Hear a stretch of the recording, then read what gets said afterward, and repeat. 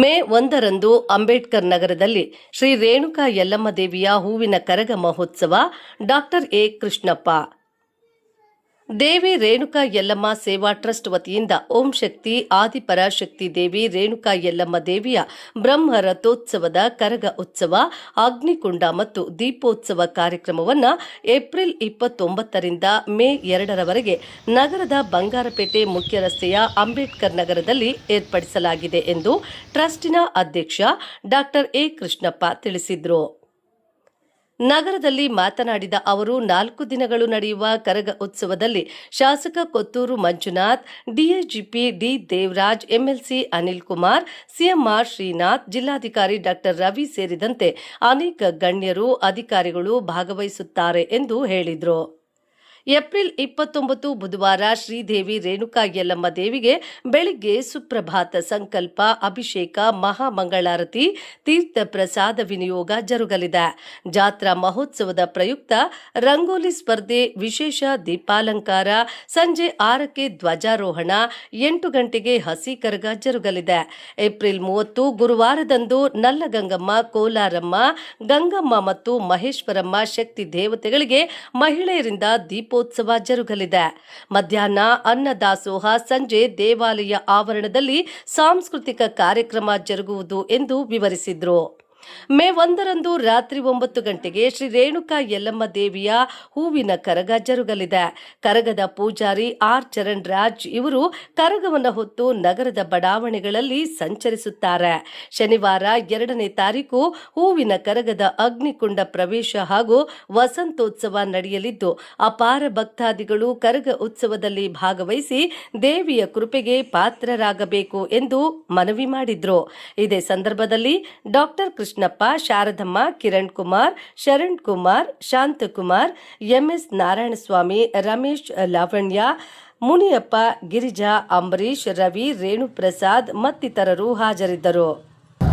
ದೇವಿ Renuka Yellamma Seva trust, Ambedkar Nagar, Bangarpet ರಸ್ತೆ, ಕೋಲಾರ ನಗರ. ಅಂದರೆ ಅನಾದಿ ಕಾಲದಿಂದಲೂ ಇಲ್ಲಿ ಯಾವ ರೀತಿ ಹಬ್ಬ ಆಚರಣೆ ನಡೆಸ್ಕೊಂಡ್ಬರ್ತಾ ಇದ್ದಾರೋ ಅದೇ ರೀತಿ ದಿನಾಂಕ 29/4/2026ರಿಂದ 2/5/2026ರವರೆಗೂ ನಡೆಯಲಿರುವ ಧಾರ್ಮಿಕ ಕಾರ್ಯಕ್ರಮಗಳು ಹೀಗಿರ್ತದೆ. 29ನೇ ತಾರೀಕು ರಾತ್ರಿ ಧ್ವಜಾರೋಹಣ, ಅಂಗನಾರ್ಪಣ ಆದಮೇಲೆ ಹಸಿ ಕರಗ ಆದಮೇಲೆ 30ನೇ ತಾರೀಕು ಕೋಲಾರ ನಗರದಲ್ಲಿ ನೆಲೆಸಿರ್ತಕ್ಕಂಥ ನರಗಂಗಮ್ಮ, ಕೋಲಾರಮ್ಮ, ಗಂಗಮ್ಮ, ಮಹೇಶ್ವರಮ್ಮ ದೇವಿಗಳಿಗೆ ದೀಪೋತ್ಸವ ಕಾರ್ಯಕ್ರಮ ಇರ್ತದೆ. ದೀಪೋತ್ಸವ ಮುಗಿದ ತಕ್ಷಣ ಆವತ್ತು ಸಂಜೆ ಅಂದರೆ 30ನೇ ತಾರೀಕು ಸಂಜೆ ಮಕ್ಕಳದು ದೇವಾಲಯ ಆವರಣದ ಮುಂದೆ culture programmes, dance programmes, stage programme ನಡೀತದೆ. ಅದೇ ರೀತಿ 1ನೇ ತಾರೀಕು ಬೆಳಗ್ಗೆ ಅಮ್ಮನ ಹಾಲ್ಮಡಿಕೆ ಅಭಿಷೇಕ ನಡೀತದೆ. ಅಂದರೆ ಅದು ಹಾಲ್ಮಡಿಕೆ ಅಭಿಷೇಕ ಅಂತಂದರೆ ಇಲ್ಲಿ ನಡೆಯುವಂಥ ರೀತಿಯೇ ಬೇರೆ. ಇಡೀ ನಗರದಲ್ಲಿರ್ತಕ್ಕಂಥ ಎಲ್ಲ ಮನೆಯಿಂದಲೂ ಹಾಲು ಮಡಿಕೆಗಳನ್ನ ತಲೆ ಮೇಲೆ ಹೊತ್ತು ಅವರ ಭಕ್ತಿಯನುಸಾರ ತಂದು ಆಯಮ್ಮನ ಮೇಲೆ ಹಾಲು ಸುರಿದು ಅವ್ರ ಇಷ್ಟಾನುಸಾರ ಬೇಡಿಕೆಗಳನ್ನ ಈಡೇರಿಸೋ ರೀತಿಯಲ್ಲಿ ಬೇಡ್ಕೊಳ್ತಾರೆ. ಅದೇ ಅಭಿಷೇಕ ಆದಮೇಲೆ ನಂತರ ಹೂವಿನ ಅಲಂಕಾರ, ಪ್ರಸಾದ ವಿನಿಯೋಗ ಇರ್ತದೆ.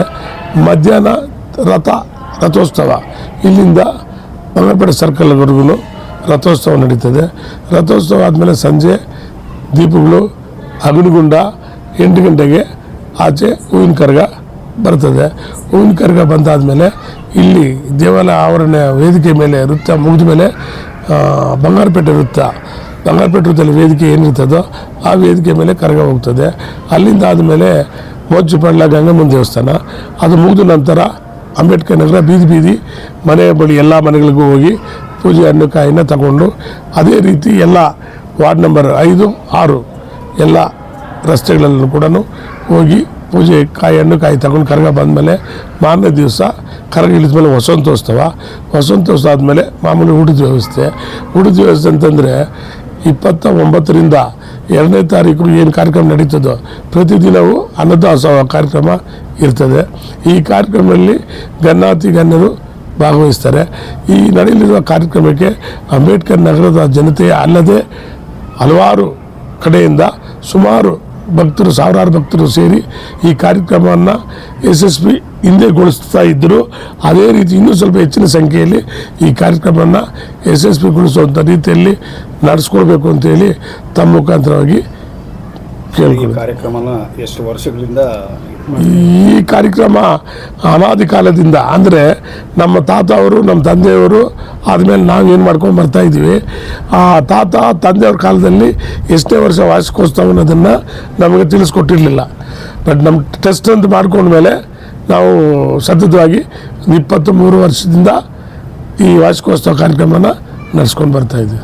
ಈ ಕಾರ್ಯಕ್ರಮ ಯಾರನ್ನ ಗಣ್ಯ ವ್ಯಕ್ತಿಗಳು, ಆದರೆ ಸ್ವಾಮೀಜಿ ಎಲ್ಲ ರಾಜಕೀಯ ವ್ಯಕ್ತಿಗಳು ಬರ್ತಾ ಇದ್ದಾರೆ. ಈ ಕಾರ್ಯಕ್ರಮಕ್ಕೆ ಗಣ್ಯ ವ್ಯಕ್ತಿಗಳು ಬರ್ತಾ ಇದ್ದಾರೆ ಅಂದರೆ Devaraj sir, DIGP Devaraj sir ಬರ್ತಾ ಇದ್ದಾರೆ. ಆಹಾರ ಸಚಿವರಾದಂಥ KH ಮುನಿಯಪ್ಪನವ್ರು ಬರ್ತಾರೆ. MLA ಕೊತ್ತೂರು ಮಂಜೂರು ಸರ್ ಅವರು ಬರ್ತಾರೆ. MLC ಅನಿಲ್ ಕುಮಾರ್ ಸರ್ ಅವರು ಬರ್ತಾರೆ. ಇನ್ನು ಹಲವು ಗಣ್ಯರು ಬರ್ತಾರೆ. ಸ್ವಾಮೀಜಿಗಳು ಕೂಡ ಬರ್ತಾರೆ.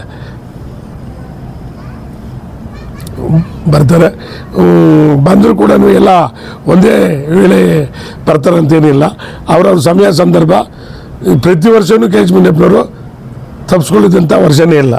ಅಧಿಕಾರ ಇಲ್ಲದೆ ಹೋಗಲಿ, ಅವರು ಈ ಕಾರ್ಯಕ್ರಮಕ್ಕೆ ಸತತವಾಗಿ ಬರ್ತಾನೆ ಇದ್ದಾರೆ, ಬಂದು ಬರ್ತಾರೆ.